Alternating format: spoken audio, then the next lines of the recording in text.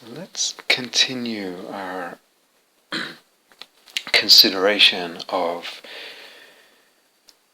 some of the ways in which we can perhaps get hold of the wrong end of the stick, so to speak, with imaginal practice, grasp it in the wrong way, relate to it and conceive of it in ways that actually bring dukkha that isn't necessary.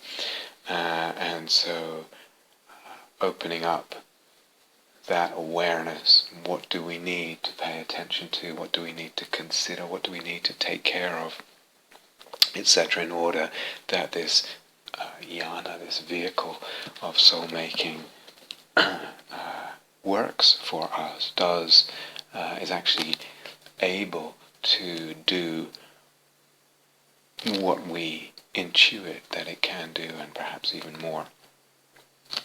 So let's continue and pick up where we left off in the last part of this talk with the whole issue of realism, reification and identification with and in relation to images and what we sense with soul.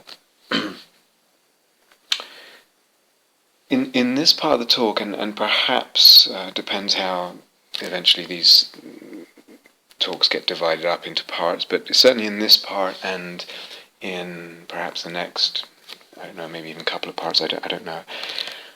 I certainly want to offer some hopefully helpful advice regarding this whole question of what we need to care for and how we can actually make sure that we're not just increasing dukkha through trying to engage in imaginal practice, how we can actually prevent that, if you like. So part of what I hope to do is yes, offer some hopefully helpful advice. And another part or strand of what I want to do is less about me telling you how it is, me having the answers and disseminating them, but rather I think some of what I want to do is more akin to just trying to open up some questioning, open up the discourse around certain aspects of existence. If you like, I want to in part ponder out loud with you without having the answers myself. Because some of what I want to touch on, as I mentioned in an earlier talk, some of what I want to touch on regarding ontology and epistemology, etc., and how that weaves into these this paradigm of soul-making, this path of soul-making, and the practices of sensing with soul, some of all of that regarding ontology and epistemology, it is perhaps not given to human beings, and perhaps never will be given to human beings, to know definitively proved answers to these questions of ontology and epistemology. They're kind of, as I said, they're open questions, and how we relate to the impossibility of that, of arriving at some final answer regarding ontology and epistemology that satisfies everyone in every realm of existence, regarding every realm of existence. The fact of that, how we relate to that fact of impossibility is either we make it interesting and fertile, or we just close it down. It becomes a barren wasteland, an area that is not supporting soul-making, and that itself is not opened through soul-making. So some of what I'd like to go into, as I said, is more, hopefully some helpful advice, and some is really just opening up a discussion, pondering, wondering out loud with you. So I already said that when I kind of survey a little bit the problems we get into with sensing the soul and imaginal practice and all that, is that in many ways one can say that realism is, if you like, of one kind or another, realism is the most common problem, and in some ways it's the sort of it's at the root of other problems. A problem or a difficulty one encounters, or a way that dukkha is created, might seem at first that it's not to do with realism, but one can some kind of realism going on, but we can kind of expose or trace it back to underneath that, so to speak, this or that inclination or way of relating or whatever it was. There was some kind of realism going on. So in that sense, it's the kind of most basic as well as the most common problem. And included in that, or the kinds of problems, the kinds of ways it spins out or tangles a web for us, is, and I think I mentioned some of these, we something in us concludes this image or this sense that I have of whatever I'm sensing with soul, it means this or that about me. And either we get puffed up by that because we're believing that to be true, or we worry about ourselves, we worry about our sanity, we worry about our goodness or badness, we worry about all kinds of things. So one way is it means this or that about me. Another possibility is I perceive this such and such imaginally, or whatever it is, this image, imaginal figure, and then we take it as indicating this is what will happen in my life, this is what will unfold in the material world, etc. Or we take it as meaning this is what I should do, and in the sort of squeezing of a sense of duty, there's too much concretization, too much literalization of the image. And so what I should do becomes too clumsy and clunky and too plainly translated into life. So those are some of the ways, some of the obvious ways and immediate ways that kind of perspectives of realism, which are usually unconscious, in other words, we don't really quite understand that we're in the grip of realism. But those are some of the ways in which it can manifest. One of the sort of symptoms of realism is that it often goes with a kind of pendulum motion, a kind of almost violent swinging from one extreme to the other, it seems to me, in general. So realism tends, in general, to lead to kind of swings in view, big, diametrically opposed, polarized swings in view and or opinion, and also the sense of things. So, for example, between, if you like, a kind of self-elevation on one side, and then swinging to a self-deprecation or self-abasement on the other side, or in other language, swinging between a kind of grandiosity of the self and a kind of, let's say, inner critic putting down of the self. Related to that, so realism will tend to pick up those extremes and believe in them and swing between them without much in the middle. We're either pumping ourselves up and believing that kind of reification of grandiosity about ourselves, or the opposite. We believe in our worthlessness, failure, badness, etc. Of the perspective of the inner critic. Similar and related to that is the swing, again, dependent on realism, between what we might call mania and depression, to use kind of words from clinical psychology. The sort of high of mania and the low of depression. And with that, a believing in a concretized, a reified self-view, a rigid identity in either extreme there, and also a believed in rigidified worldview that goes with either the extreme of mania or the extreme of depression, or some kinds of depression, most kinds of depression. So that's, again, these swings are kind of indicators that we haven't really found that territory of the middle way. If I look at my kind of history and my experience, and I just see that swing between this pendulum swinging between these poles.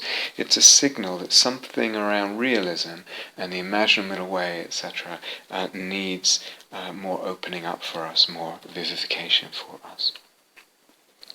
I'll put this in as well, it's related to this, but what I also notice is a kind of swinging between what we might call realist, religious sort of dogma or religious fundamentalism, and on the one hand, and a realist, if we might say, secularist dogma or fundamentalism on the other hand. And so this is quite an interesting thing to witness as well, that a person can be so entrenched in some kind of religious dogma, really, fundamentalism in the sense of this is true, I insist that X is real and true, whatever that religious belief is. And a little time later, sometimes just a year or whatever later, they're just as entrenched in what we might call a realist secularist dogma of fundamentalism, and denying the reality of what they used to believe in and insisting on the reality of a more so-called secularist view.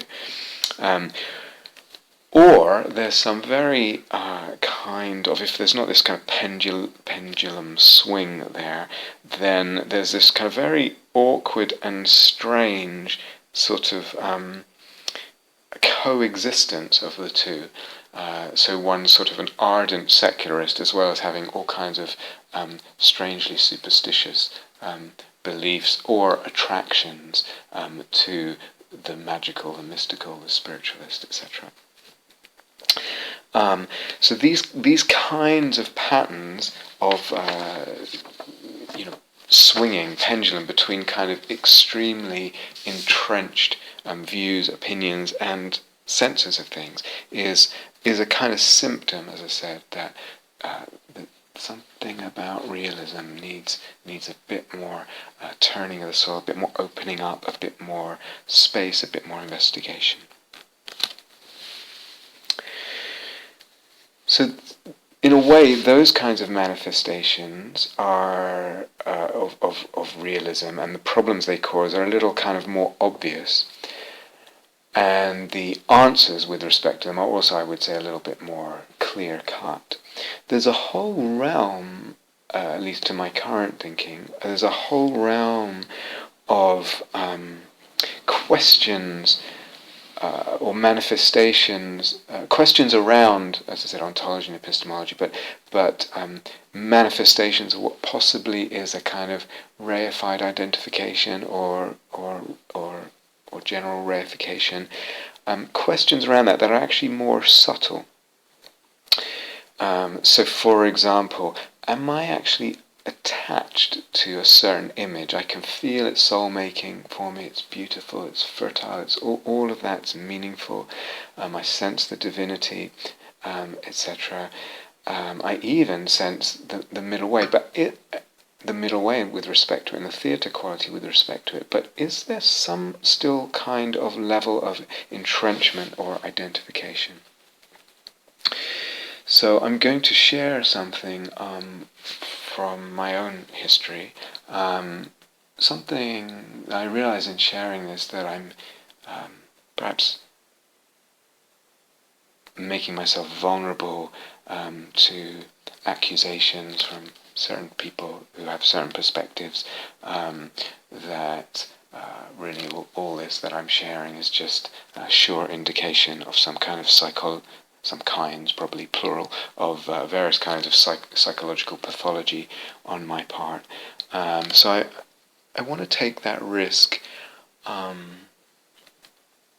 in the hope that this is helpful, partly because you might see in my sharing a lot of the detail here, you might see not exactly the same images operating, but maybe you can translate the kind of general framework of what I'm talking about into maybe some of what you see in the way you relate to the images that are really meaningful and the fantasies that are really close to your soul, that run through your life. And I also want to illustrate for me, there's always a questioning. Here's this conceptual framework. I still want to be open to questioning it. Here's this image, or the way, or the manner of my relationship to a certain image or fantasy, and I still want to be open to questioning that. Questioning, how is my relationship with that? What do I think about that? Is there another view possible? Is there another conceptual framework possible? So, in the spirit of that openness to questioning, and with the hope that it's all helpful, it's a little bit involved. Let me try and take my time and unfold it.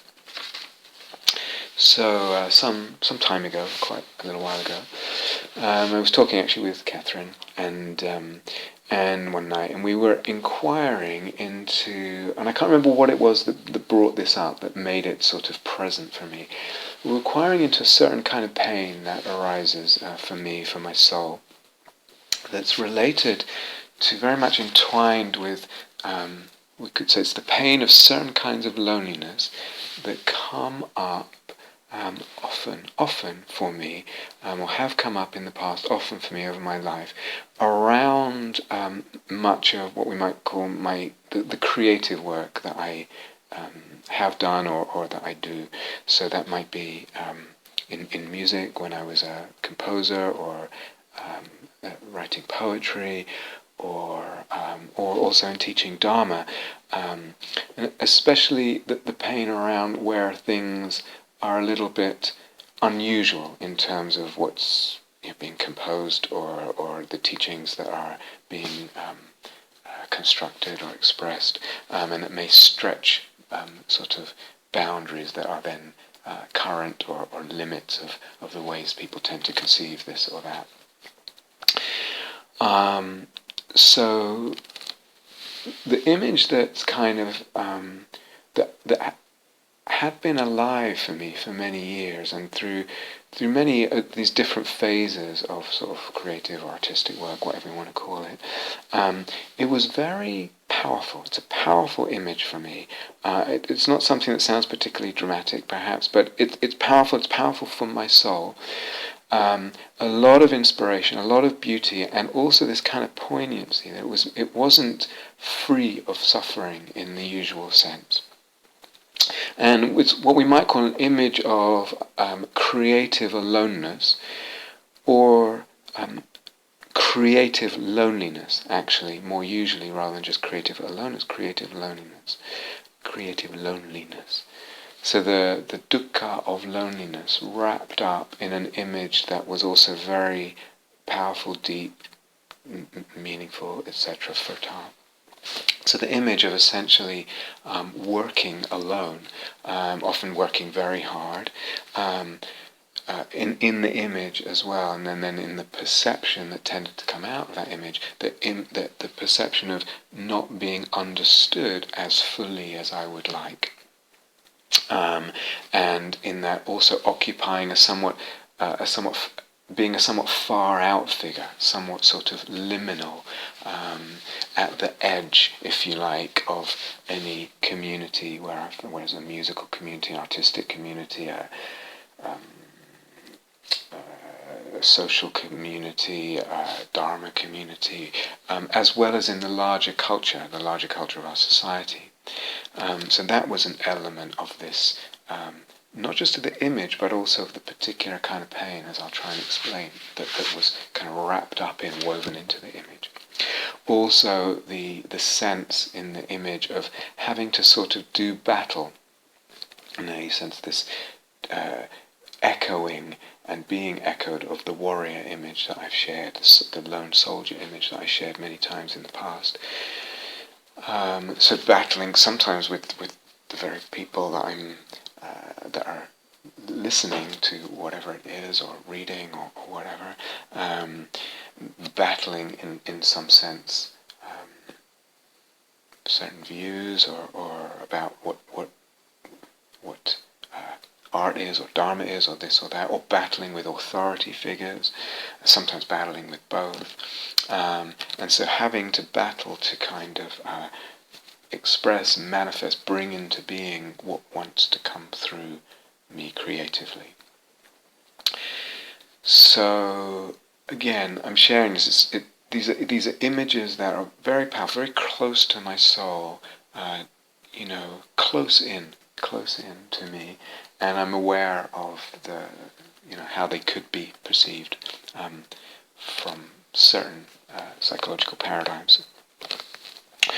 So Catherine and I were talking about this and kind of inquiring around this whole constellation of images or pattern with regard to certain images, and I realized as we were doing it, I realized a couple of things.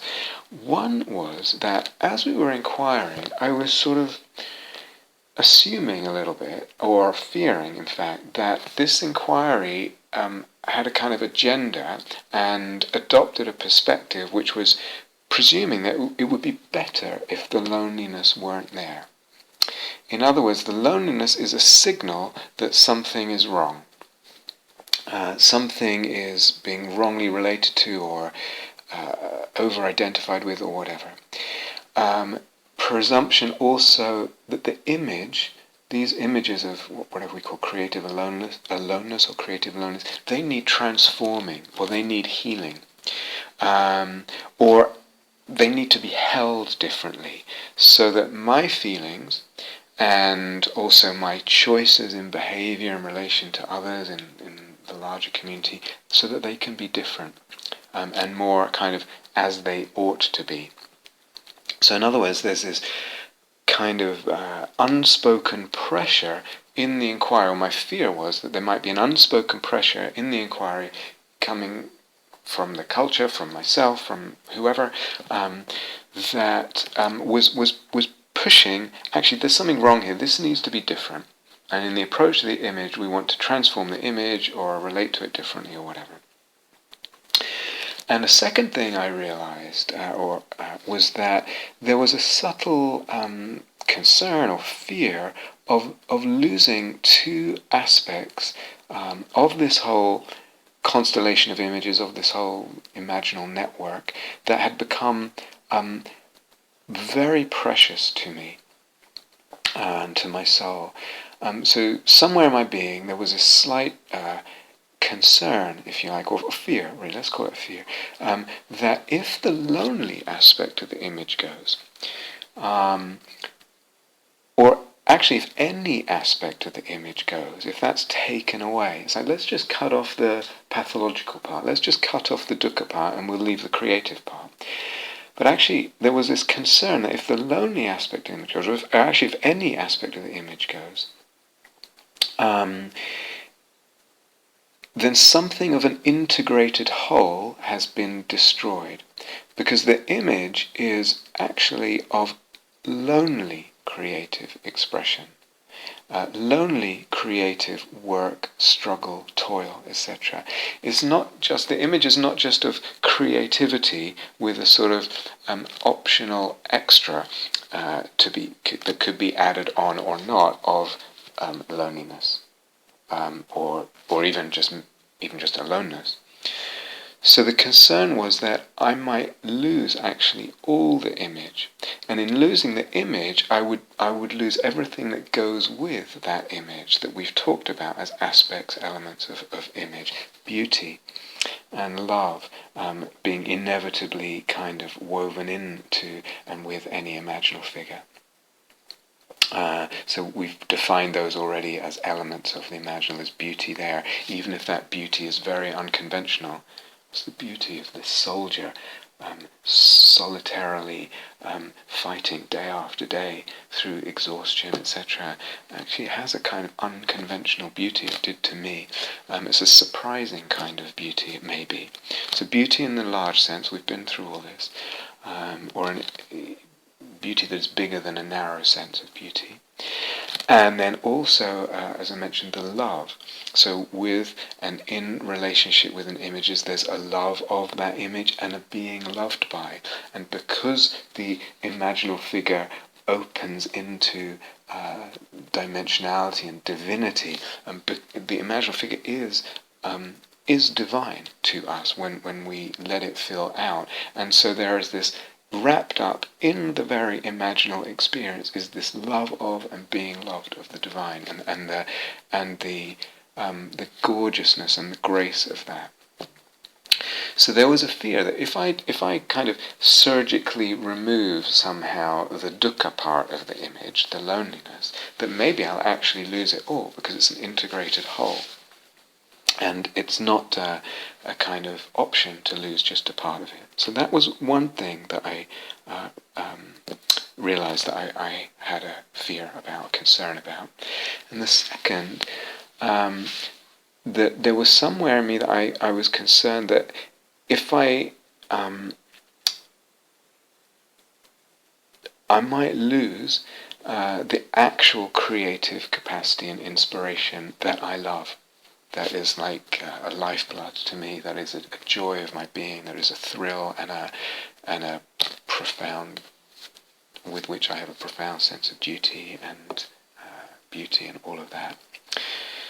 So I think it was Rilke also was like, I know Freud's doing all this stuff. I actually don't want to be psychoanalyzed. Thank you very much, he said, because I'm afraid of losing the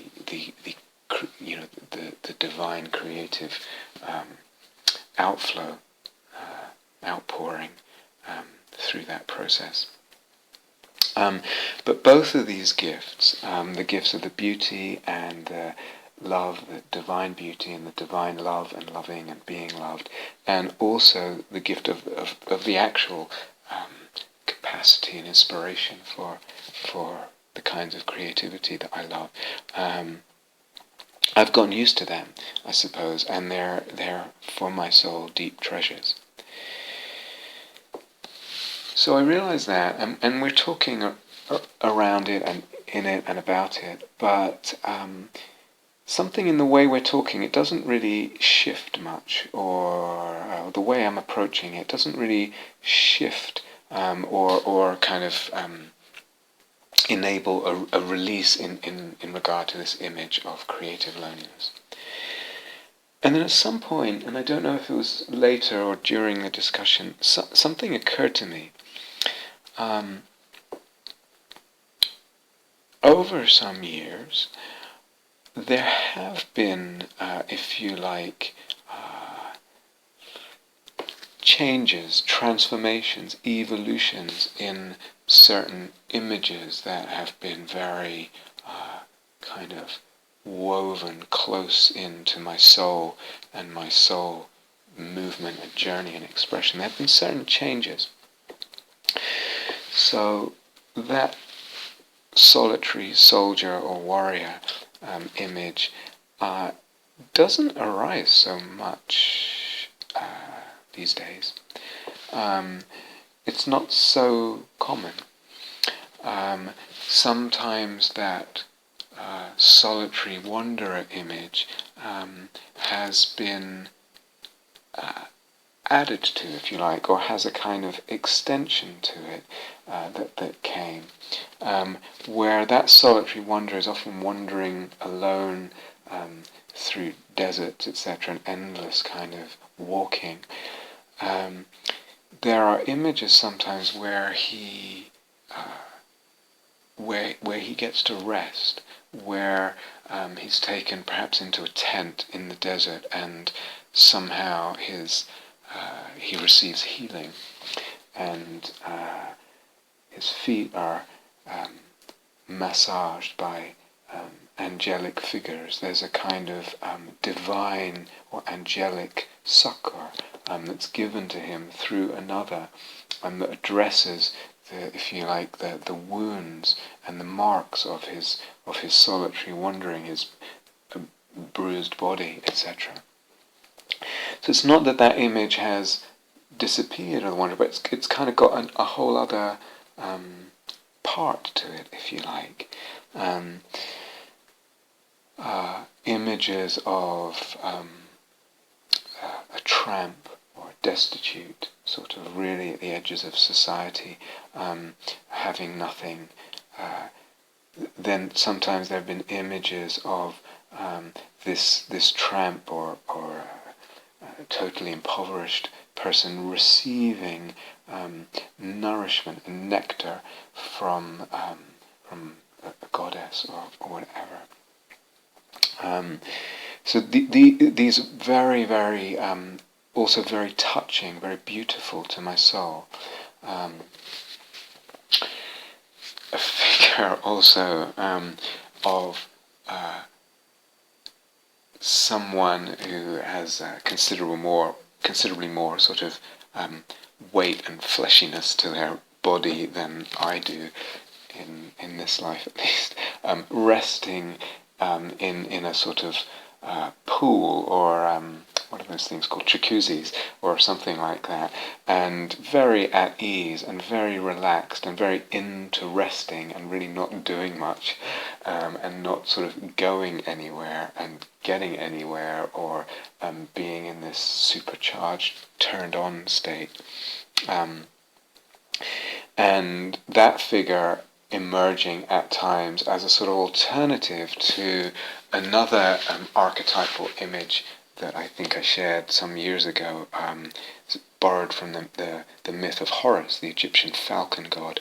And this falcon god, I think I shared, he flies, he's born, and immediately he flies swifter and further out than all other gods have before him. And there's something in that quickness and fastness and the brilliance of it and the far outness of it. He goes really far out, but then that far outness is both at times delicious, exhilarating, enjoyable, and at times exactly that far outness brings a kind of vulnerability of aloneness. So he has all this particular power of his kind of divinity that he manifests and expresses and enjoys and revels in, and it comes at a cost. So there's much more to the myth. It's, I think, very beautiful. It touches me a lot. But the point is exactly that it touches me a lot. It's an archetypal image that I can really resonate with, and it moves me.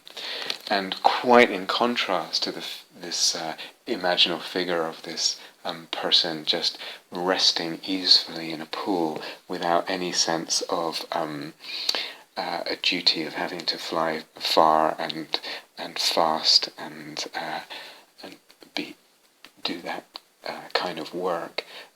He has a very different kind of work. His work is to rest in this jacuzzi and to enjoy it and to luxuriate in it. So in addition to the sort of typical or images that were typical over really quite a long period of time, there arose gradually and slowly certain modifications or additions or extensions or alternatives to these images. The question I had originally was there an attachment to or an entrenchment in a particular image, like the image of the solitary wanderer, like the Horus myth, like the solitary soldier, warrior image. But in all these instances where the original image is, what could we say, broadened or supplemented with another related or a complementary image, in all these instances, the extension, supplementation, complementation, whatever, came through imaginal work. It wasn't through, challenging the apparent attachment to the image, intellectually challenging it, or questioning either totally explicitly or implicitly its health from the perspectives and standards of some other predetermined conceptual framework. For example, conventional Buddhist teachings, or the assumptions of contemporary psychodynamic or cognitive behavioral psychotherapies or whatever, all of which presume health looks like this and have both a logos and a fantasies that run through them for what health looks like. So it wasn't the kind of questioning coming from those perspectives. It wasn't a kind of intellectual challenging there. It wasn't a kind of logical deconstruction of the image or some kind of reductionist thing going on in the approach. None of that, which I was happy to play with, and I think that's also an important point. I want to stress that. Part of the opening up and the willingness to question conceptual frames. None of that made any real shift in certainly in the depth of power of the original images, or in the kind of allegiance to them, the way something in my soul would keep going back saying, no, there's something about that that just feels more essential or more kind of close to me. None of that had any effect, really. It was only through working actually over and over again, repeatedly, with the original image itself as it arose, without any agenda of changing or improving it. Yeah, so go back to that original fear I had about is that kind of sneaking in this inquiry, is that I'm actually got an agenda of changing or, quote, improving this image.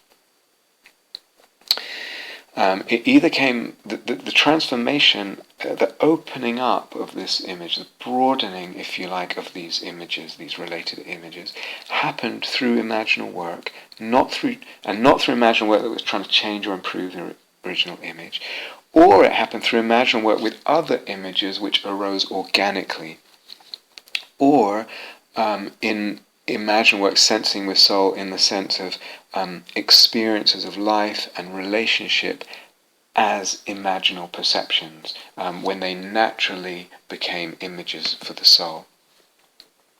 It was only in all of that imaginal work that the original image, whatever it was significantly modified, expanded, or made more flexible, if you like. So that's one point there.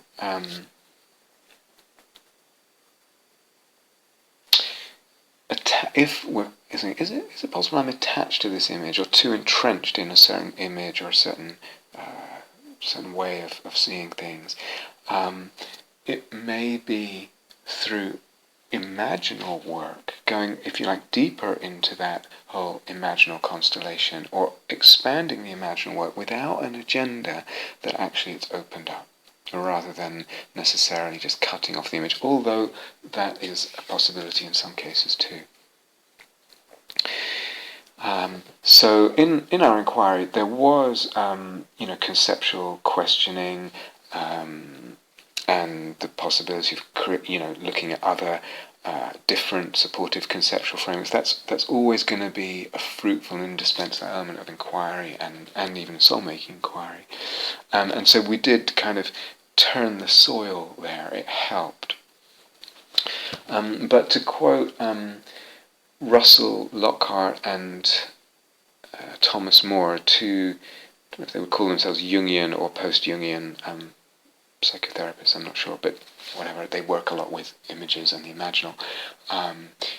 The images, according to them, as they point out, images ask for other images. This image, whatever it is that I'm entertaining, that I'm relating to, that I'm struggling with, or whatever, that I'm questioning whether I'm entrenched in, images ask for other images rather than only conceptual responses or only heart and emotional responses. You understand? The image asks for other images. It asks for an opening up of more imaginal work. And only those images that were, if you like, discovered by the soul, or you could say given by the soul, were effective here in opening things up. It wasn't like the ego's idea, I think we should throw in another image of a guy in a jacuzzi because that's really different from the falcon god guy. It arose organically, was given, if you like, by the soul to the consciousness. It was, if you like, discovered by the soul rather than contrived, placed there in a contrived way by the ego's idea of what was right or wrong, or kind of grasping too quickly at something that might be an opposite of that other image that I thought, maybe I'm entrenched in that, maybe I'm attached to that. Not for the purpose of self-improvement or healing or whatever. That was not even in the thinking, in the paradigm, in working with the images. And I'll return to this, I would doubt whether any of that, placing an image there in a contrived way, or grasping at something to try and improve the self or heal or whatever, whether that would really be soul-making. So there's a lot in, I hope you can hear, there's a lot in what I'm saying, and it brings us back to that question, or that pondering. And when I talked about different fantasies of the path, soul-making may well kind of overlap with what we might call healing and liberating. But those aims and those directions are not necessarily equivalent and interchangeable.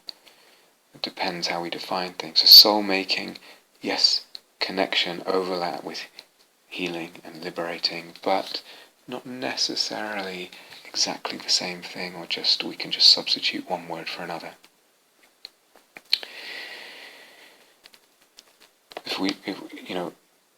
To open that up just a little bit now, I'll hopefully come back to it, but in later talks. But people often these days talk about healing, but what is meant when a person talks of healing?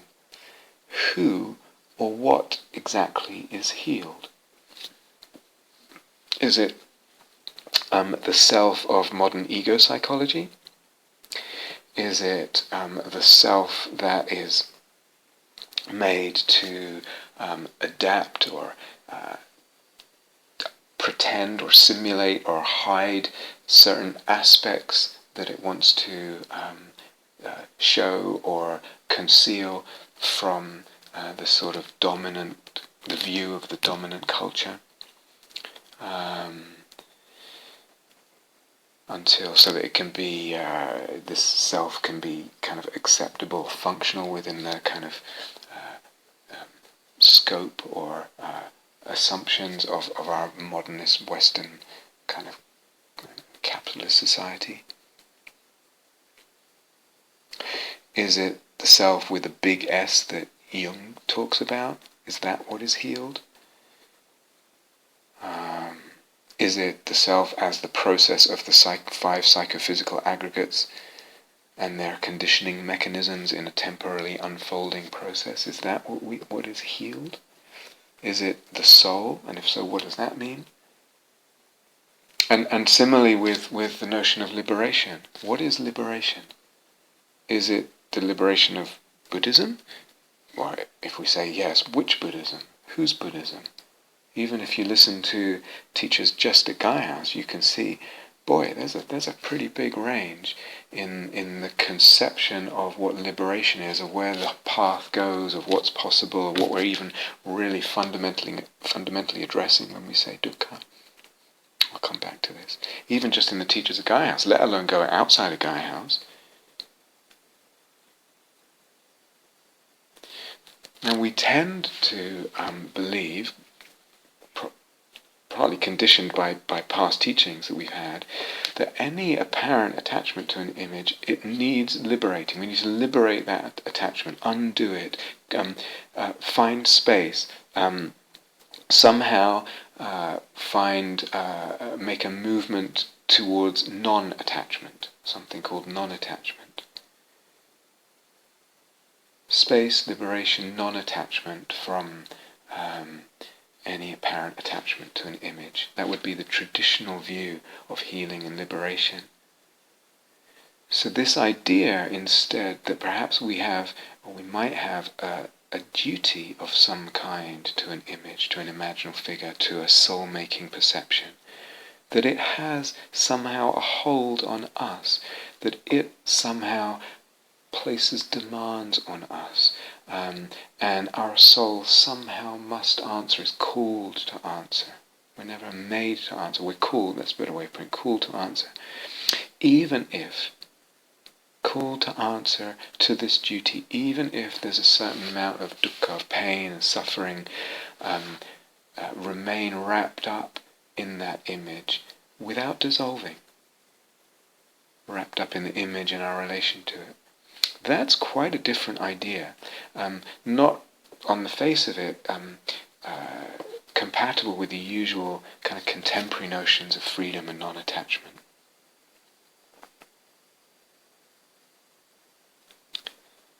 James Hillman's quite extreme in this. He insists that pathologizing is central to soul-making. That in kind of stark contrast to the sort of other extreme sort of traditional Eastern spiritual views of liberation and the whole path to it, where it's just about more and more space and more freedom. Hillman was quite insistent in his saying, no, soul-making needs pathologizing. There's something about pathologizing, of making problems, of making dukkha, of being ensnared in dukkha, that's essential to soul-making.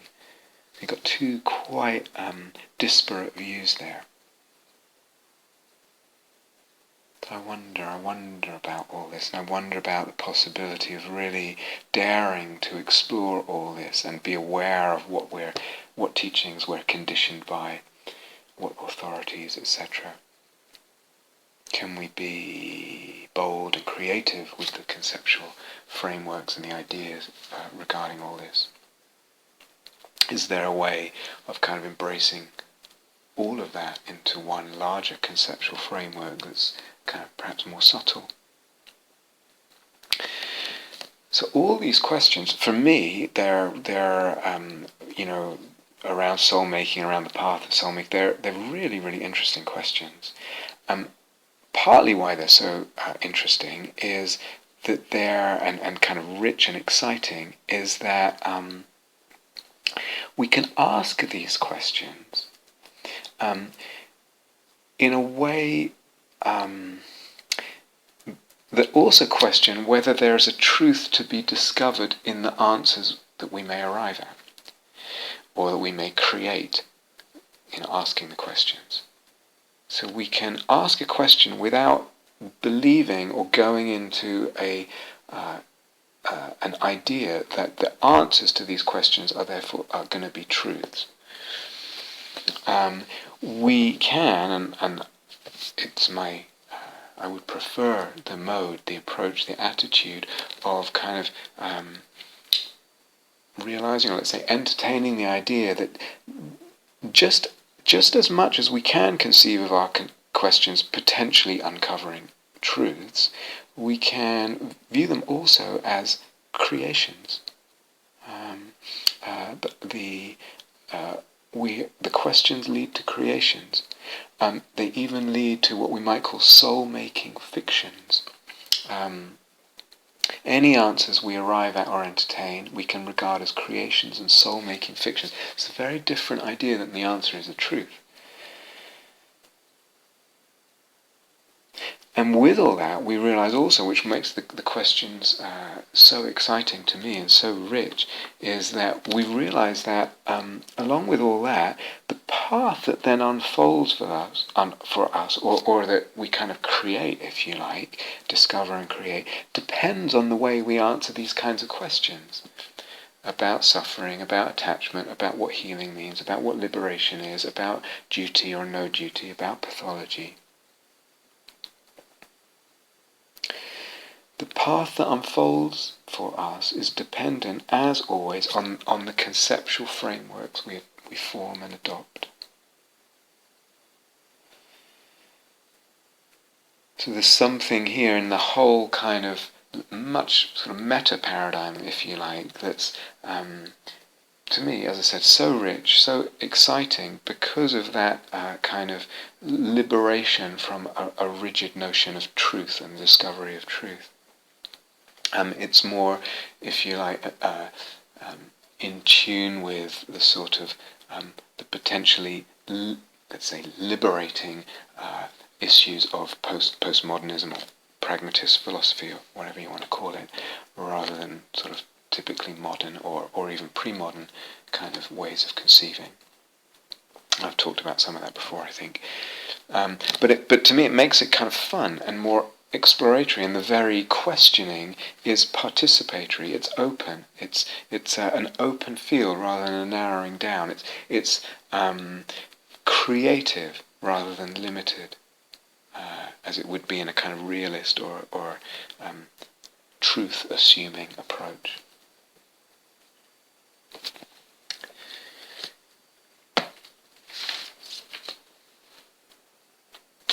So I hope all that makes sense, and I hope it's helpful. There's quite a lot in there. But again, if we continue, there are subtle and complex and deep questions regarding the way the universe is, regarding ontology and epistemology, that are kind of open. So as well as questions of identification and attachment, there's these bigger questions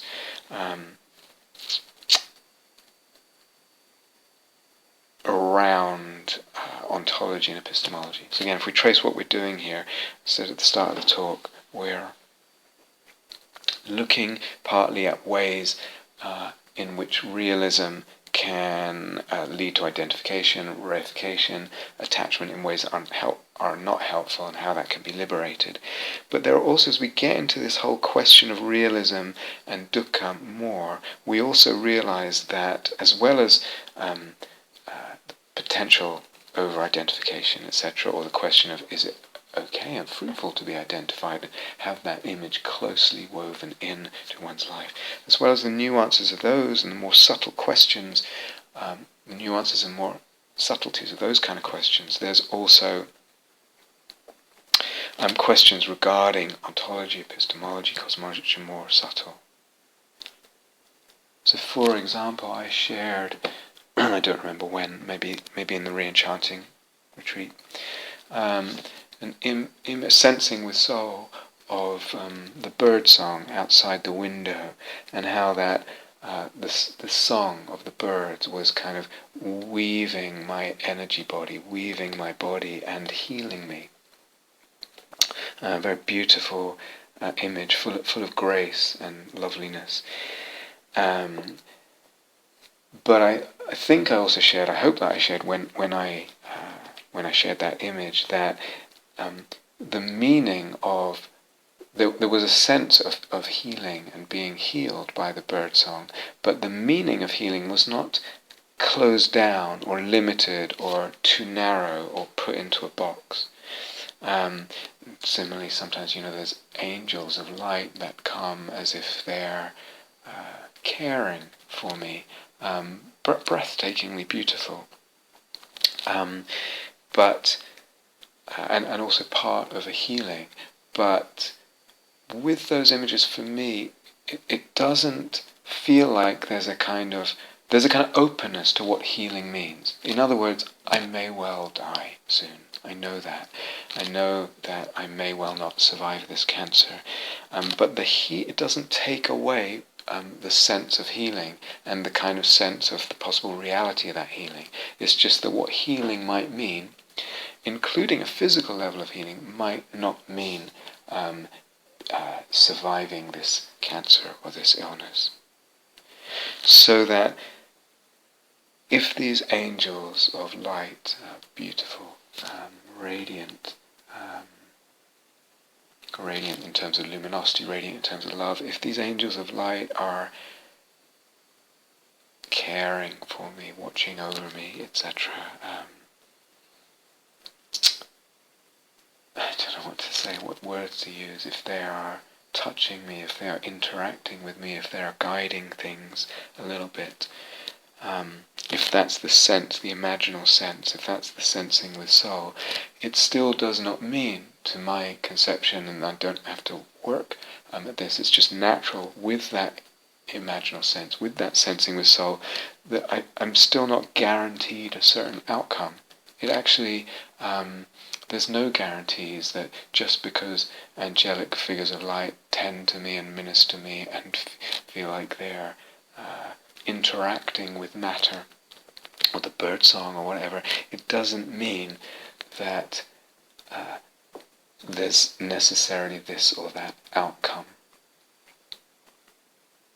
So sometimes, several people say similarly, and I could say the same for myself. Sometimes it feels like the trees care for me or the birds care for me, but that doesn't necessarily imply an outcome that suits my ego or just what I want. I might die. And yet that takes away nothing from the beauty or the reality or the healing of this sensing with soul. In my case, or in case of others who've shared similar-ish things with me. So I certainly, this to me is, again, this is partly I'm just opening doors for discussion and questioning. I don't want to close a door on the possibility of the material efficacy of prayer, of what we might call, or what we would call, kind of magic, or of the kind of intuition that a person might have of something that's happening in a way that we might say in the unseen realms or something. I don't want to close the door on that possibility, but for me, one, it doesn't narrow down to a sort of tight meaning of what healing means, and it doesn't necessarily at all imply an outcome that my, so to speak, my ego would be pleased with or would want. We're not really talking about that here. And that to me is part of the whole sense of sensing with soul. It's part of all that, of all those elements of the imaginal perception. So that with these kinds of senses, the trees and birds care for me, whatever it is, these angels, the bird song, there's, I don't know how to describe it, a sort of aura or cloud or space around and imbuing the perception that's one of, well, just more space.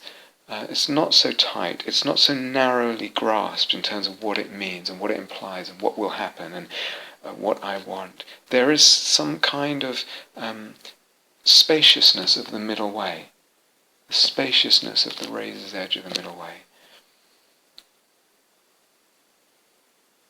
Some kind of questioning, some kind of acknowledgement of, I don't actually know what this means fully.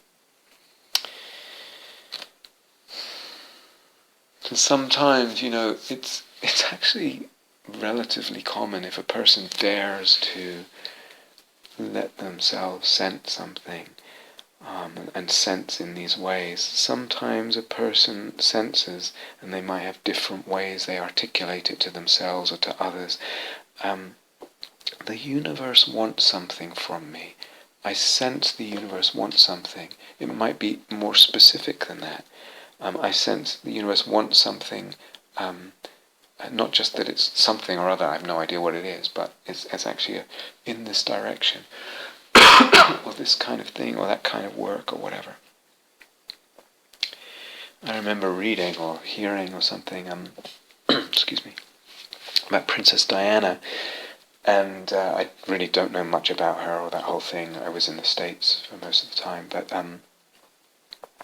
I remember reading or hearing that she had said something to her father, if I remember rightly, something about when she was young, in her teens and early 20s, I think, and I don't remember what age she got married, but she had said something about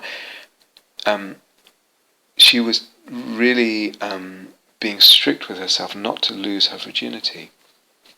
And she said to her father, I have a sense I'm going to be in the public eye. I just have this sense, and that's somehow important.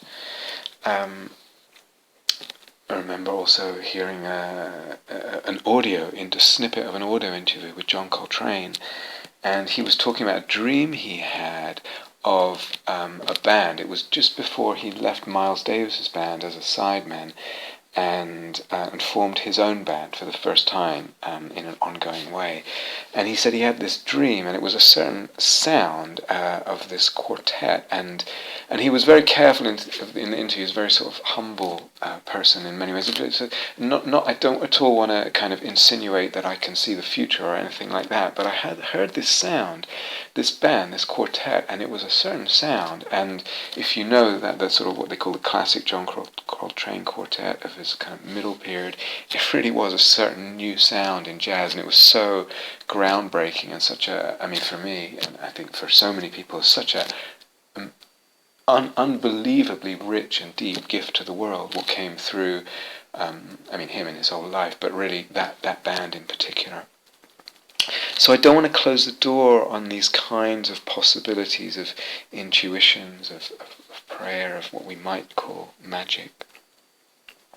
But there's something, if someone's too tight with this, or too reified, too identified, too believing, it personally makes me nervous. It sits wrong with me. Alarm bells go off for me. So if we just linger on this a little bit, someone might have, perhaps may have had, or someone might have had an image of performing something or other in front of large crowds, maybe it's music or whatever it is, and there's this sense, and it's really gripping. The image is beautiful and all that. But it's still worth asking with these kinds of things, what is it that's, if you like, if we use word, what is it that's essential to the image? So is it, for example, if that's an image, I'm performing music in front of large crowds or whatever, is it the size of the crowd, the numbers, the amount of people in the audience that's actually essential to the image? Now it might be, as Diana said, I feel like I'm going to be in the public eye, or however exactly she phrased it. A lot of people are going to be looking at me. I'm under scrutiny from a lot of people, something like that. So it might be that the numbers are somehow essential to the image, but it's still worth asking, because they might have nothing to do with it. And actually it's something quite else that's sort of more essential and more meaningful. It's more the core of the divinity and the beauty and the duty in that image. So again, opening up the conversation, hopefully, the discourse, the questioning, the allowing of pondering, of reflecting on, considering certain possibilities.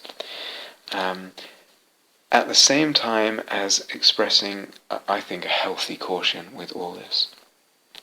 So to me, signals that one is on the right track are humility. Humility, reverence, duty, but a duty to whom and to what? Something of that to which we are reverent to and humble before. That's what we have the duty towards. It's not separate from ourselves, but it's larger. It goes in those dimensionalities and divinity. The image, the imaginal figure, if that's what we're talking about, it's me and it's not me. And it's in that kind of middle way, me and not me, that some of the graciousness with all this, the fluidity, the flexibility, the non-rigidity with all this is able to come in. And that's a signal too, that it's not so rigid in terms of what actually transpires. There's a sense in the reverence, in the humility, in the duty of also of unfathomability. That's part of it. That's part also. So it's not so narrowed, kind of laterally, but also, if you like, vertically.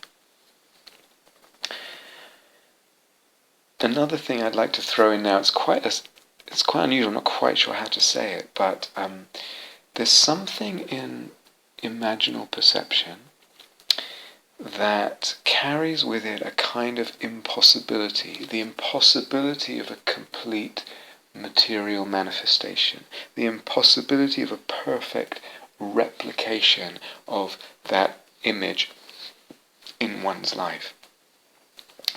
So oftentimes imaginal figures carry this kind of impossibility with them, and in regard to that, there's going to be then some dukkha in the manifestation of whatever it is in my life that echoes or mirrors that image. Why? Because it's impossible to completely manifest that image. So this has echoes of perhaps or analogies to what Hillman's getting at. There's some dukkha related to soul-making work, some dukkha related to, let's say, some dukkha related to imaginal work. And part of it's in the impossibility. There's some level that it's impossible to completely manifest or perfectly replicate the image in one's life. So that what manifests is always less than, is always an imperfect replication, if it's or imperfect refraction of.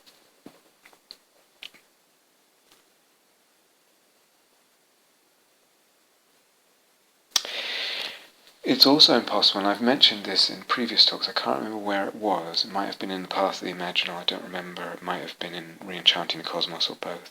But there's also another kind of impossibility with regard to imaginal figures, and that's the impossibility to manifest everything that all the many angels and demons require of you, of me. In other words, we are complex. The psyche is complex. We don't have just one imaginal figure calling us. We have many, and they move in different directions. And often they have quite opposing styles, wishes, desires, movements, expressions, kind of value systems, etc. And if one begins to realize, oh, I am in a kind of, again, to borrow from Hillman, what we say, a kind of polytheistic situation here. Many angels, many daemons come to me, ask of me, I have a duty to many of them, and I cannot possibly do it all, and I certainly cannot possibly do it all at the same time. So again, if I share for me, there's a monk and there's a musician, to name just two. And I certainly can't be a monk and a musician at the same time, certainly not in the Theravadan tradition. Or rather, the degree of kind of intensity and passion and devotion which each one asks for in their purity of their archetypal styles, for me, you can't do both. Either you're going to devote yourself to one or the other. Or as many people have shared similar things, I feel drawn to be a nun, but I'm an artist, etc. And there's the tendency there to want to just lock into a kind of reified view, a realist view. Either I'm going to be a nun, or I'm going to be an artist, or I'm going to live on retreat, or I'm going to devote my time to making art and being busy in the world of art, trying to make a living that way. But all this, once we kind of realize that this is our situation, there's a polytheism of angels and daemons for many of us, let's say, for most of us, I think.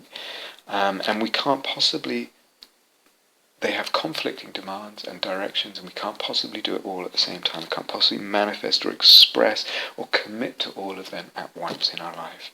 So there's a kind of dukkha in that. There's the sadness, the grief even. I wish I was... These callings that I have, these passions that I have, these images that speak to me so beautifully, I wish I was able to kind of fulfill them both in manifestation, expression, in dedication, in material manifestation. I wish I was able to do them both at once. Maybe one has periods in one's life as I have, or but still there's this, it's got some dukkha with. This is, by the way, related to something I want to come back to regarding values and the way that values that are important to us also often conflict, are impossible to manifest and bring into being or chase at the same time. That's what's called antinomies in values. I'll come back to that in another talk. But what this means is, when I realize the polytheism there and the sort of conflicting duties, if you like, and pulls and beauties there, in my, let's call it, pantheon of imaginal figures, of daemons and angels, then I realize I can't possibly reify too much. I can't possibly over-identify too much. I am this and I am that, and this and that don't really kind of go together. I can't possibly manifest them together. So seeing this, acknowledging it, opening out to that view of the wider complexity and polytheistic kind of landscape of our psyche, also allows us to reify less, identify less with regard to imaginal figures, and so less dukkha.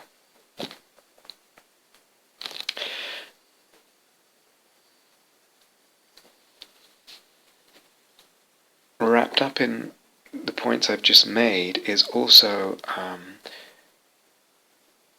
another element that, again, I've touched on before, so we'll just remind us of now, is that where there's eros, it will create and discover, or create/discover, it will always discover more beyond. It will create something transcendent, something beyond to what I already know, already have manifested, already am inhabiting, already am familiar with. Something transcendent, not, as far as sensing with soul is concerned, not beyond the perception, the sensing, but in and through. Eros always will create and find a way to create and or discover more beyond. And so it's really good to know that. So there is, we could say, because of that, that's related to the pathos in the eros and the kind of longing. So it has this tonality, if you like, this flavor of some degree, if you like, of dukkha, or at least potential for dukkha, in the beyondness, in the not yetness, in the wanting more, not quite satisfied. We're saying, rather than that's all just tanha and useless and craving and brings samsara, we're saying, no, with the eros there's the possibility of beauty and discovery and creation of divinity and all the soul-making, etc. But because it has this beyond not yetness to it, there can be the slight flavour of dukkha there, wrapped up in the eros, in the movement of eros.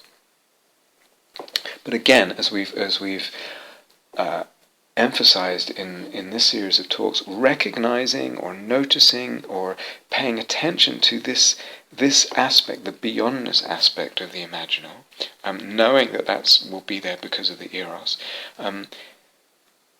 noticing it, tuning into it, will allow the whole thing to become more imaginal. Let's say this attention, noticing this node in the imaginal constellation, in the lattice, or whatever we were calling it, illumines that node, and then that ignites the whole constellation of the imaginal. And then that brings with it, it's obviously not real, because one of the other nodes that is ignited is the sense of theatre or middle way.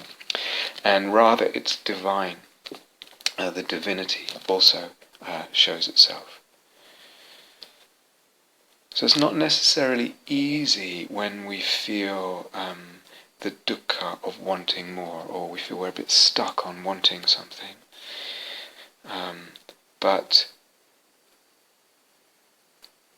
if we can notice that beyond aspect, recognize that it's part of what happens with eros, let that ignite more, and let that ignite the whole imaginal constellation, the whole imaginal perception, then there's more ease, because we realize it's not real, we cling less, and there's more beauty and divinity. Not necessarily easy, but definitely possible. And so there's a loosening of any tight craving or the grip of kind of too much grasping, and so less dukkha.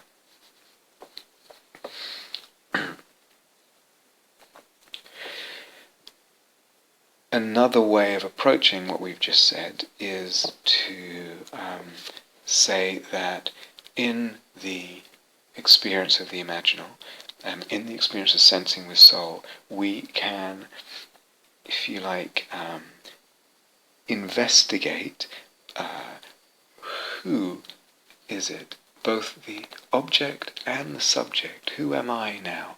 Who is this now? What am I now? What is this now that is in relationship in the sensing with soul? And that investigation is with eros, with the sensing with soul, with soul-making, with the imaginal. It's not a deconstructive or reductionist investigation, which would just kind of inhibit or drain the life out of the whole sensing with soul. But in investigating who or what, again, we expand into the beyond, both of the object and also of the self, of the subject. They become more imaginal. The imaginal middle way opens up. It's obvious that this what that I perhaps am feeling dukkha with because I'm grasping too much at wanting it or something or other, some kind of grasping. There's some kind of dukkha there. It becomes clear in the imaginal way. It's what it is and what I am is neither real nor not real. It's got that theatre element, it's got the dimensionality to it, and it's got the divinity. So that what this is that I may be stuck on is the divine and has the unfathomability of the divine. It's more than what I took it to be at first blush or from the perspective of the view of craving, the view that I was in when there was a lot of craving. So with the opening up of the middle way, with the dimensionality and divinity comes, there is again a lessening of identification and reduction and a lessening of dukkha.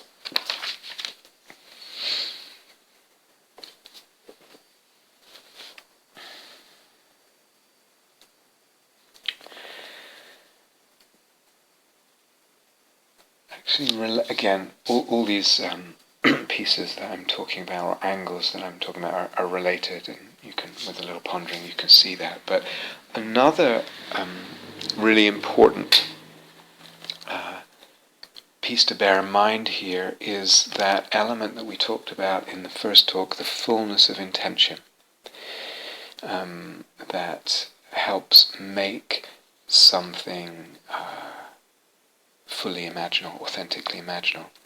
This fullness of intention will help with the equanimity, and where there's equanimity, there's a decrease of dukkha. So where the intention is fuller, in other words, where we're not shrinking what the object is or what we're after in our connection with the object, where we're not shrinking it or getting caught up in craving for this object. When the intention is actually fuller, and we realize, oh, my deeper, fuller intention is for soul-making, for the whole of soul-making. It's not for this object as I immediately perceive it. It's not for any smaller element. So again, this can happen. We might start off with a sensing with soul, and then eros actually, if we're not careful, can shrink to craving, and then that shrinks the perception, and the intention shrinks, and all of these factors. So we're in a dynamic situation whenever we're sensing with soul. And it's possible that we start with the erotic imaginal, and there's all this beauty and loveliness, and if we're not careful, it shrinks to craving, with a shrinking of intention, shrinking of perception, all kinds of things. But having, or opening up to that, reminding ourselves of a fullness of intention, it's like planting deep roots. And like a tree that has deep roots, it will be stable in the winds. So there's something really, really important about reminding ourselves or aligning or dwelling with the intention or opening up the intention when we're engaged in this work. And that's one way of relieving some dukkha that might have crept in through some kind of cramping or grasping or shrinking of either of intention or of craving or reification or something or other. So we remind ourselves, or we realize, in fact, that what we really love, what we're really wishing for, yearning for, and intending for, is the whole of soul-making. So it's not just the excitement of imaginal perception or eros that I'm after, or the sense of aliveness, or the sense of juiciness, or delight, or some kind of pleasure or thrill. It's not, as I said, just the object in its kind of very tightly circumscribed, delimited form, without those soft boundaries, soft edges, and unfathomability that we talked about. That the intention's bigger than just for that. Nor is it just for eros. Nor is it just for images. Psyche, if you like, in the small sense of psyche.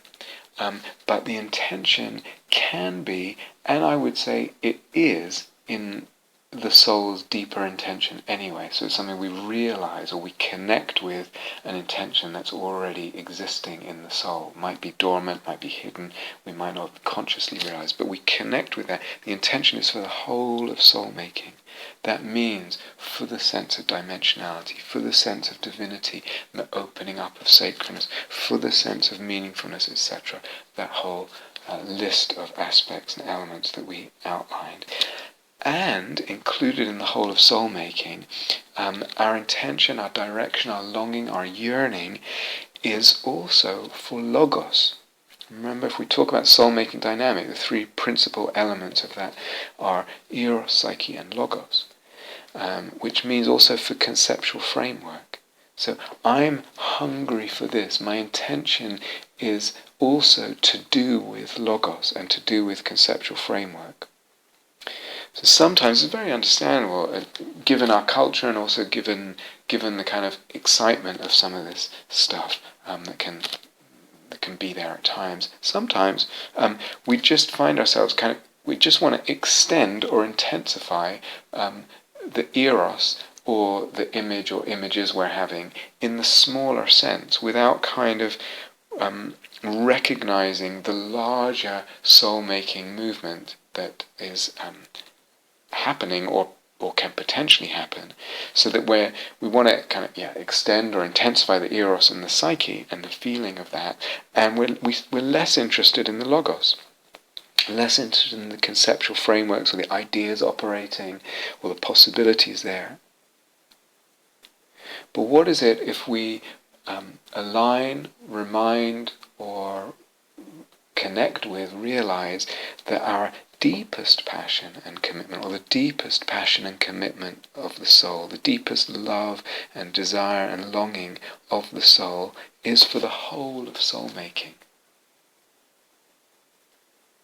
The deepest commitment of the soul is to soul.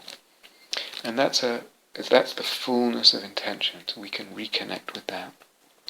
But if we just emphasize this logos, because for a lot of people that may be the piece that's missing. Of course, that could be the overly focused on piece at the expense of other elements, for instance, body or energy body or whatever. But oftentimes it's the logos.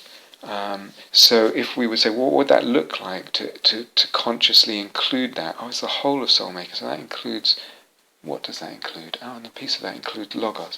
So that means curiosity, but perhaps it means curiosity about what is happening in my experience and why it's happening, and the dependent arising of all that, or the factors that feed or starve or squash or ignite or whatever. Curiosity regarding conceptual frameworks and their effects that we've talked about. again, if I go back to that, I can't remember, a few talks, I talked about the different fantasies of the path, and one of them I was calling, I think, the researcher fantasy. But that kind of fantasy of experimenting in practice and being interested in the results of trying this and trying that. What happens if I do that? What happens if I lean this way? What happens if I emphasize that? What happens if I bring this into awareness? But that, inhabiting that fantasy, it will bring with it, I think, a certain amount of equanimity in regard to the actual experiences that are happening, because I'm less taken with the experience, and I'm, if you like, more interested in why is this happening and how does this all fit together, and what's there to understand here, and what's the conceptual framework that might be emerging, and I wonder what happens if X or Y. So some people, if you know the Enneagram personality types, some people say, oh, that researcher fantasy, that's like a number 5, and they tend to be a bit aloof or distant. I'm not sure whether it necessarily implies that. I have my reservations about personality typology, psychology anyway. But in this case, I don't necessarily think that the researcher fantasy brings equanimity through a sort of standing back, crossing one's arms, and sort of more aloof, uninvolved noticing of what's happening. I would say it could actually bring more equanimity, because it brings, as I said, more roots in terms of an enlarging of what one's commitments are. Now I have the root of logos as well, or the root of the intention for the investigation of logos and conceptual framework as an additional root, making me more stable. And also, I have an additional thread or strand of intimacy with whatever is going on.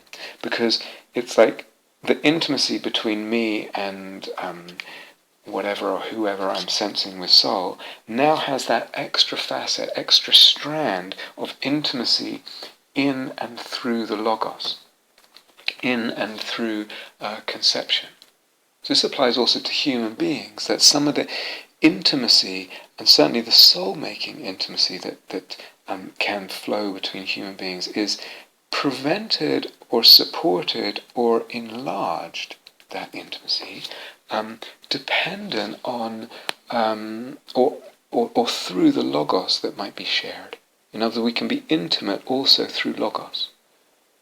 So as well as body, as well as energy, as well as psychically, as well as heartfully, there's also a kind of being intimate through and in logos.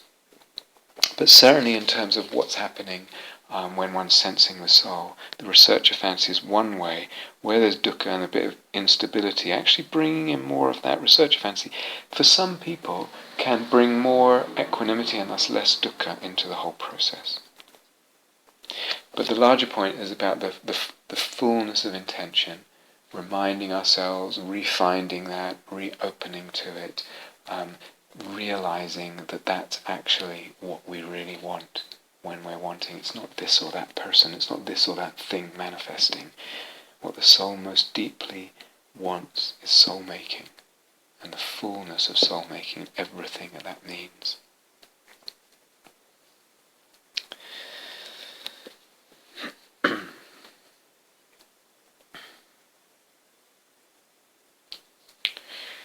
And again, tied in with all this, or connected, dukkha decreases when, or if, or put it this way, dukkha increases, as I said, if eros becomes craving or shrinks to craving, dukkha increases, no doubt about it. Craving goes with dukkha, dukkha goes with craving. But if the eros can be maintained as eros and not shrink into craving, then there won't be dukkha coming into the experience. Definitely there'll be a big reduction in the dukkha coming into the sensing with soul, into the imaginal experience. And certainly if any craving there can be alchemically transformed into eros, which is very possible, we've talked about this before on other retreats, then that conversion of craving to eros alleviates dukkha. It would drain quite a lot of the dukkha out of the experience. Then one way, I'm not going to go into all the different ways, but one way we talked about was, for instance, including more of the energy body awareness. The whole energy body allows craving to manifest more as eros. Shrinking of the bodily awareness to one part or whatever tends to go with craving. And again, I'm not going to repeat it because we've talked a lot about it before, but eros, unlike craving, eros opens. It opens the sense of dimensionalities, it opens a sense of divinity, and divinity in potentially infinite forms or faces, infinite possibilities of particular theophanies rather than just universal kind of I was going to say prefab, but run-of-the-mill, if you like, versions of divinity, of universal divinity. Eros opens, creates and discovers richnesses and facets of what we're sensing with soul, opens up the sense of beauty, the possibility still of expression and individual expression, the creation and discovery of all of that. Essentially, eros goes with and opens up and leads to and stimulates and supports soul-making and sensing with soul. Craving does not. And I'm not going to go into all that because we've dwelt quite a lot on it in past retreats. And we've also said, we've put out quite a few teachings, but when the eros can be very strong, can be very subtle, and can also be very strong at times. And, it's part of the possible maturing to learn how gradually to ride that eros or handle it or respond to it, to modulate it sometimes. And that's there's different approaches that are possible. They're really, really useful and part of the developing art. And never forgetting there's always the possibility, in which we should never lose sight of the possibility of, hey, just let go, just cut something, just drop it for now. And simplify and let the image go, let the eros go. So there's that possibility too. When there's dukkha there, because the eros feels like too strong.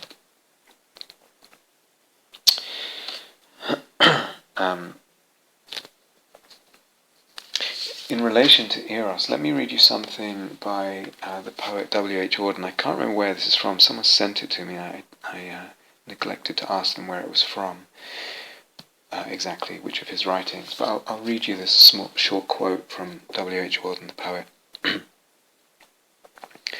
When someone begins to lose the glamour they had for us on our first meeting them, we tell ourselves that we have been deceived, that our fantasy cast a halo over them, which they are unworthy to bear. It is always possible, however, that the reverse is the case, that our disappointment is due to a failure of our own sensibility, which lacks the strength to maintain itself at the acuteness with which it began. People may really be what we first thought them, and what we subsequently think of the disappointing reality may be the person obscured, and what we subsequently think of as the disappointing reality may be the person obscured by the staleness of our senses. The vision of eros is, in my opinion, a religious vision. It is an indirect manifestation of the glory of the personal creator through a personal creature. So you can see a lot of similarities with the kinds of ways we're presenting things, and some differences too. But it is always possible, however, that our disappointment is due to a failure of our own sensibility, which lacks the strength to maintain itself at the acuteness with which it began. Do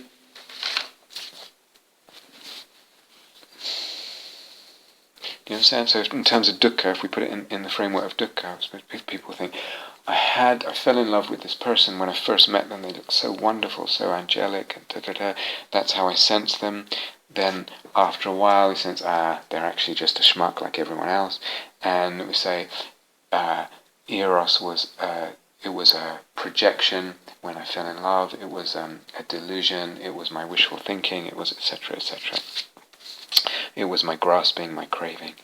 Auden is in that little short quote there, he's really saying, no, eros is helps us to see reality. It's only through eros that we perceive what is real about this person. And because eros and the kind of acuity and sensitivity of soul and of sensing that demands of us is kind of too much for us to sustain. We're not practiced at it. We're not given the encouragement. It's hard work. Then our initial sensing of this person, thing, or whatever slips to something more ordinarily, more commonly agreed on, more flat, etc., less holy. And he's saying, actually, eros is, if you like, the mode of being, or the lens through which we perceive and we sense what is real. So there's one kind of ontology, if you like, wrapped up in how he's saying that, in what he's saying. And I really want to open up that as a possibility for ontology. So I'm back to the ontological questions now, and the kind of pondering and thinking out loud. So one position is kind of more in line with what we just heard Auden Wright say. An alternative ontology is that eros, as we said, stimulates and supports and opens and ignites soul-making in the ways that we are talking about what soul-making means. And that's actually the intention, is for soul-making. That's what the soul wants. So it's not for this object or for a sense of excitement or aliveness or pleasure or whatever. But it's not for this object, if you like, alone or in itself, somehow separated from the whole, in its whole involvement in soul-making, not separated from the whole vortex of soul-making and the whole imaginal constellation that opens up with sensing the soul. There is this elasticity and softness of edges of the object, and in that elasticity, in the softness of edges, is where we sense the potential for soul-making and the actuality of soul-making and that expansion of the object. And that's what the intention is. But in terms of the alternative ontology, that what's happening here is, rather than eros showing us the real, this person, this object, this thing, this world, I, whatever, I'm actually like that, really. That's one viable ontology, we might say. Very much at odds with the dominant worldview at the moment. An alternative ontology is that eros brings soul-making, and in soul-making there's this, at least in the way that we're talking about it, there's this recognition. In the bringing of soul-making, there's the recognizing of, if you like, the truth of participation in perception, the truth of the participatory nature of perception. So that rather than a kind of simple reality, one is inducted in or recognizes in the process of soul-making a truth or a reality of a more participatory nature of reality, if you like, of perception.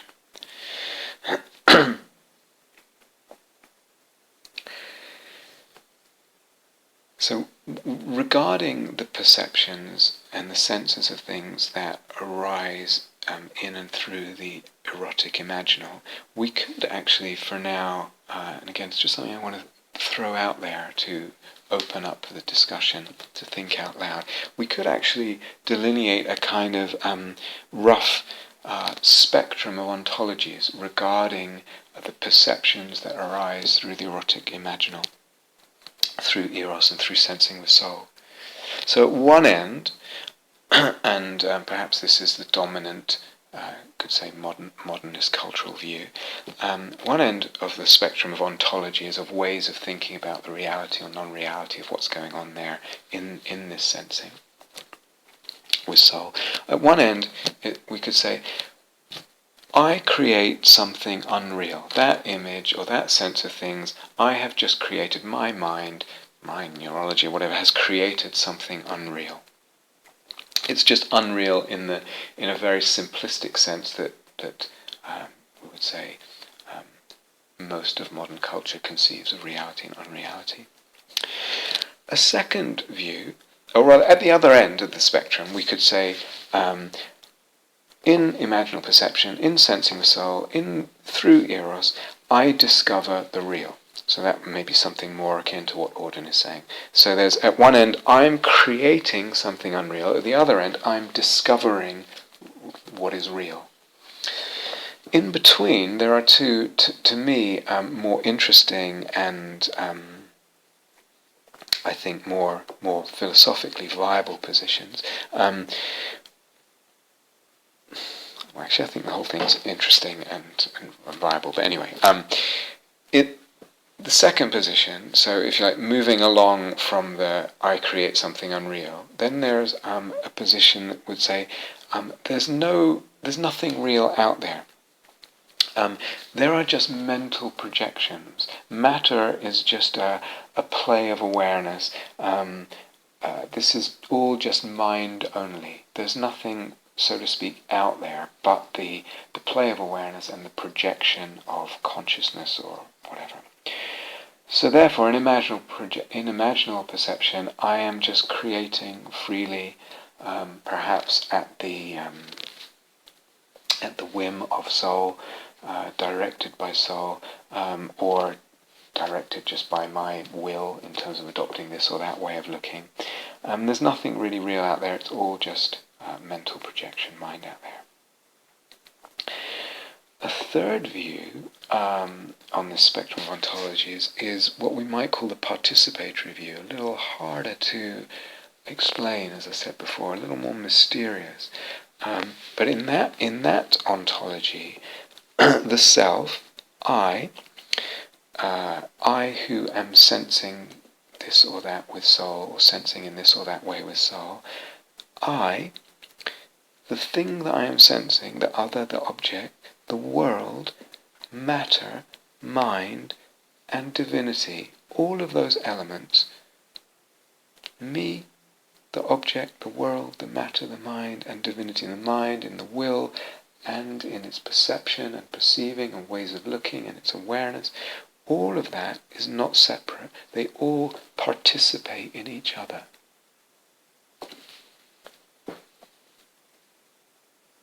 Can you enter into a kind of contemplative pondering of what that might mean and what that might do to the whole sense of ontology here and the possibilities of ontology for an epistemology regarding sensing the soul? I, self, other, world, matter, mind, divinity. None of that is separate, nor is it all just one thing. They all participate in each other.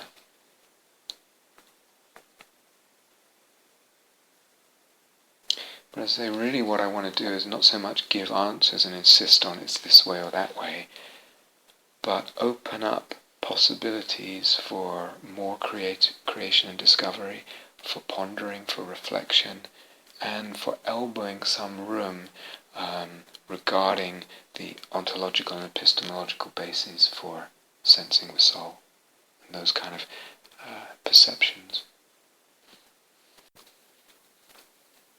You could also perhaps ponder and think through what kinds of suffering, or what possible ways of suffering, and what kind of soul-making are made possible or prevented through any of these different ontologies.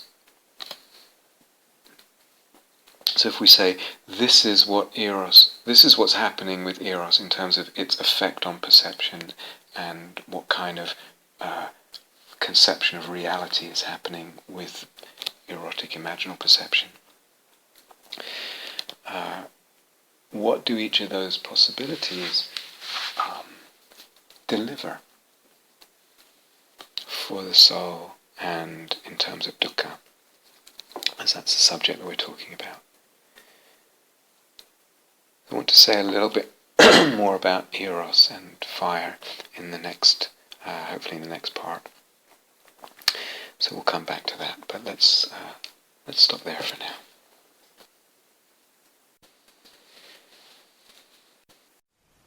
Thank you for listening. To learn how you can support the teachers and Dharma Seed,